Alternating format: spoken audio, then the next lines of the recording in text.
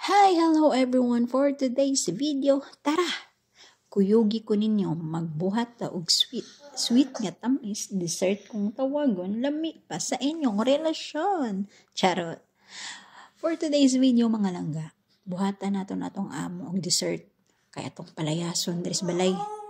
Kay kapoy kay sig paminaw sa iyang sigsugo nga wa na siya laing ginabuhat kundi magsigig sugo diri sugo gadto. Perting kapuya.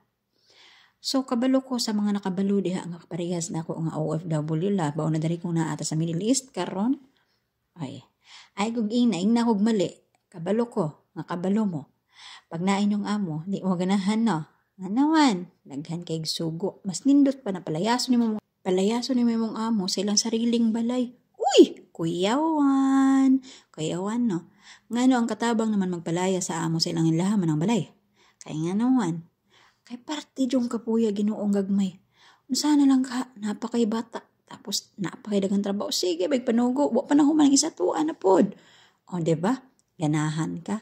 Mas nindot pa ngay mo ng buhatan o dessert. Palayaso na ni mong amo. Ino ni mo, take your time, ha?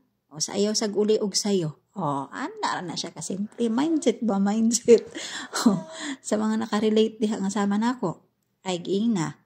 No, kabalo ko nga kabalo mo gusto kay ninyong mulakaw inyong amo labaw nagibilin ka di ka uban-ubanon hayahay kaayo ka na internet sa balay.